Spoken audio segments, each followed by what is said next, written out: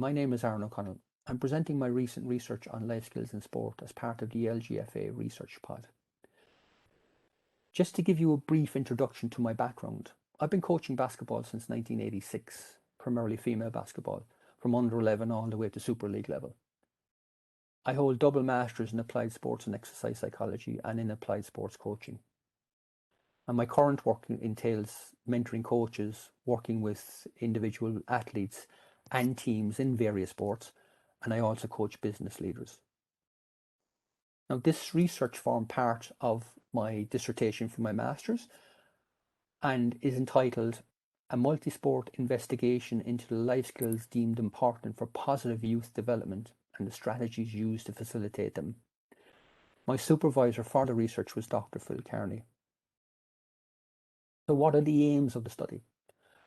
Well, life skills forms a central part of my coaching philosophy and my coaching practice. So selfishly, it was an opportunity for me to improve my own coaching practice. I was looking to identify what practical strategies were being used by coaches in other sports and if I could actually tag onto them or use them. I wanted to determine the impact the nature or type of sport had on the development of life skills. And then finally, I wanted to contribute to life skills development literature and coach education programs, maybe through a workshop. But just to give you a brief overview of life skills, the most referenced definition of life skills comes from Gould and Carson in 2008, where they describe them as internal personal assets, characteristics, and skills that can be facilitated or developed in sport and are then transferred for use in non-sport settings. Now, life skills development is a key component of positive youth development in that it prepares young people for everyday challenges and risks that they face in life. But it also helps them become positive contributors to society. Research has shown that the approaches coaches use to develop and transfer life skills can be implicit or explicit. Implicit being that life skills are acquired naturally through experience in sport, and then explicit in that they're acquired through intentionally planned or taught strategies. So how did I go about this research? Well, I used a qualitative approach and I conducted 18 semi-structured interviews with experienced coaches, and I asked them for session plans also. Now, these coaches were considered athlete-centered or holistic coaches in a sense that they placed equal importance on personal and athletic development.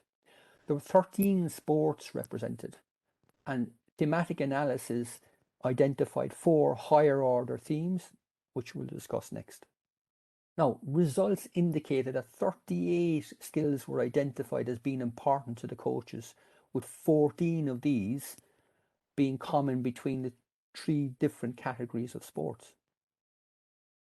Now, there were some interesting results in respect of strategies used by the coaches. All of them were considered to be developmental coaches in a sense that they were on the lookout for opportunities and acted as facilitators to develop life skills, but they varied in the extent to which they planned for this. Firstly, a number of coaches didn't include life skills in their session plans, but life skills were developed as a byproduct of coach behavior, either through fostering relationships, providing autonomy supportive climates or creating autonomy supportive climates, being the change that they wanted to see in their athletes through role modeling, or through their questioning style or approach that created self-awareness and enhanced decision-making in their athletes. And then secondly, the majority of coaches didn't include life skills in their session plans, but these were developed as a natural consequence of either general participation in the sport, participation in sport with specific characteristics, for example, adventure sports, where the outdoors is considered the greater educator, or participation in sport with specific conventions or customs, for example, in tennis or cricket, where coaches aren't allowed to coach from the sideline. So athletes have to learn to become self-reliant and make decisions themselves in competitions. And then life skills were developed through session practices via rules, responsibilities, and expectations that coaches set in those sessions. Now, a small number of coaches had plans and they targeted specific life skills in their practice through various approaches. One coach had a structured approach which was outcome driven. So, for example, she focused on teaching responsibility. So, I expect having kids clean up their gear or look after their gear when they were finished. Another coach used a three-phased approach to develop confidence, leadership, coping skills, and work ethic. Phase one involved creating a psychologically safe environment where athletes or players felt comfortable asking questions. The second phase involved adapting an explicit mantra like attitude and work rate that was in athletes' control, but was also consistently referred to in practice and in training or in competitions. And then phase three involved putting those athletes into situations that tested them, like, for example, a group project. And then finally, a third coach used a novel teaming approach to develop skills that were important to him through character coaching.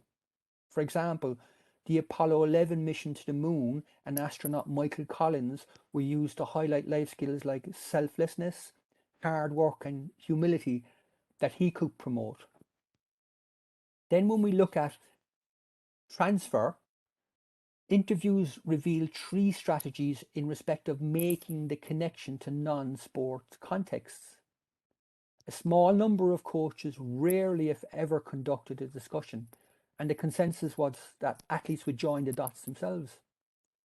The majority of coaches held discussions that were informal and reactive to what was happening at the time. So, for example, when a coach noticed something and then jumped in to reinforce the link to outside of sport. And then finally, just one coach used a formal approach, which took the form of a wrap up at the end of a task or as part of a reflection at the end of the season. So, what do these results mean? Well, coaches in the study placed a high value on life skills development, but there was a disconnect between the value they placed on them and their failure to plan and allocate proper time to the teaching and transfer of them. Their reliance on an unplanned or more spontaneous approach is in line with previous research, but it could be argued that it leaves development to chance and doesn't optimize it. Now, this isn't to demean or devalue the contribution of these coaches, because research shows that an unplanned approach does lead to development of life skills, primarily through the conditions that are created in the environment to support athlete learning, which was evident here. The explicit or planned strategies adopted by a small number of the coaches has been found to be more effective and better suited to enhance development than unplanned programs.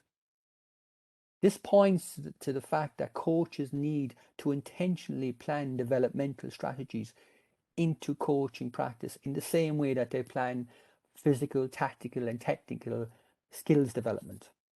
So, but it's appropriate to acknowledge, though, that the challenges the coaches may have faced in planning for life skills. One would be external expectations to win or to conform to, let's say, club or NGB structures. These were highlighted by coaches and could influence their prioritization of an explicit approach. Coaches may have lacked time and feel overwhelmed by the time required to adequately plan for a more comprehensive approach. They all held daytime jobs. They may have understood life skills development to occur implicitly through sports participation. And then finally, a number of coaches felt that they lacked the skill set to plan and integrate life skills into their sessions. Now, this all points to a need for improved coach education, particularly as the topic is rarely discussed in coach education courses. So, based on my research and what I've read, there are a number of practical strategies coaches can take to enhance life skills development. First one would be to pay attention to your soft skills. So that would be building relationships, fostering autonomy, questioning and role modeling. And then secondly, to intentionally plan for life skills development. And that would involve selecting a life skill of the day based on athletes' needs, integrating those life skills into the sports practice or the drill or activity you're doing, and then using a debrief to plant seeds and to help athletes make connections. Connecting with parents and telling them what life skills you're working on. Get them to help. They're your life skills champions. And then finally, closing the loop with a short check-in for progress at the beginning of the next session. This all points to one thing really from my research, and is don't leave life skills planning or life skills to chance. Plan for it. But for further information on the study, you can contact me through my email here. Thank you very much for your attention.